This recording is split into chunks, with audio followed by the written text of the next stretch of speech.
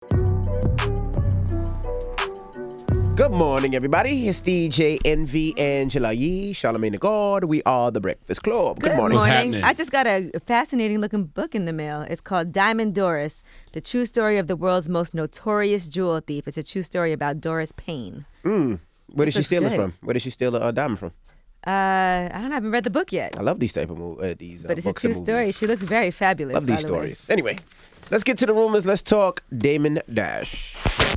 This is the Rumor Report with Angela Yee on the Breakfast Club. So listen up.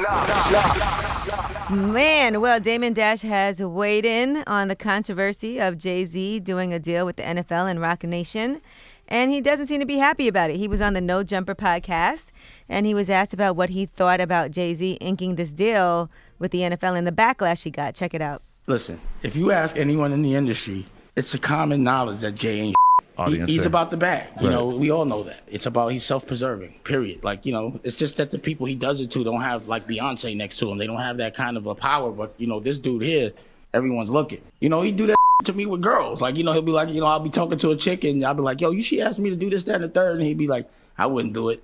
And then the next day he's wifed her. And I'd be like, oh, that's some funny. My dame Jeez. said that Jay does that with him with girls like that was yesterday. He was like, that was like 20 years ago. I don't know, but then he also goes on to talk about what happened with Jermaine Dupri. There were rumors flying around, and we'll get to that also, that Jay-Z told Jermaine Dupri not to do a similar deal, and here's what he said about that. We all know that. Y'all just mad he betrayed him. Why y'all not mad he betrayed everybody else? How many betrayals we talked about with Jay? This ain't the first one, but just the first one we talking about because the only one affected us. So for me, I'm like, big deal. He f***s everybody over. Jermaine Dupri's stupid for listening to him. That's what I think. We all know Jay. So once he does what he did, how he did Rockefeller, why do you think he'd do anything else? Y'all didn't play the clip where he called Jay a DJ? You know what? That's an interesting take from Dame Dash. What's wrong with being a DJ? But just because Dame may feel like Jay did him a certain way doesn't mean he does other people like that. Like, everybody got a story about someone, right? So, I mean, look at all the people who have been around Hov for decades, like his real inner circle. They wouldn't say that about him, but Dame's experience was different. I also don't look at Hov doing a deal with the NFL as betrayal to Colin Kaepernick. They weren't friends. And with that said, Colin has friends who work in the league now, so are they betraying him? Like, I think Eric Reed said that Colin told him that he wanted him to keep his job, right?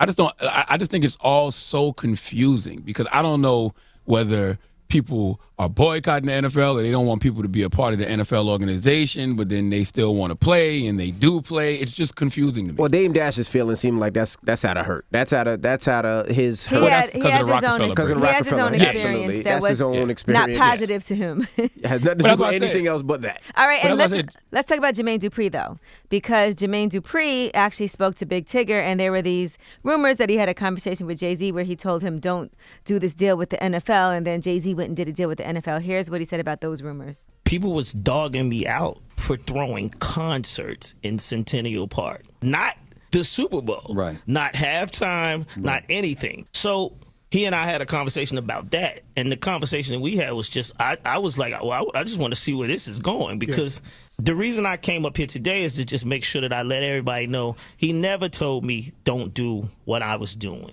Because I see a bunch of people on all these things saying, JD, how could you let that man talk you out of a deal? It was never nothing like that. All Well, right. this got to be a record for a story, though. This story has been Yeah, this going on won't for like stop. a week and a half. And I then- thought this would have blown over by now. And then he posted a old post from the Atlanta Super Bowl. Welcome to the party.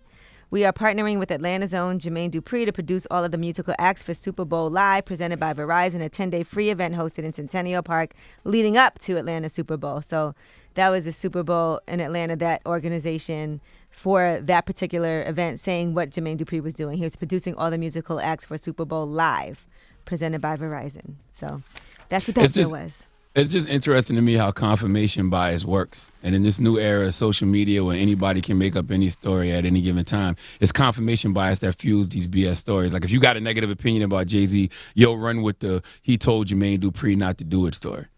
But if you support Hov and his partnership with the NFL, you might run with the the ownership story, you know. But here's the thing: you don't have to run with none of these stories. Let them be what they be. They're just stories. I'm Angela Yee, and that is your rumor report. People need stuff to talk about, though. But Charlamagne.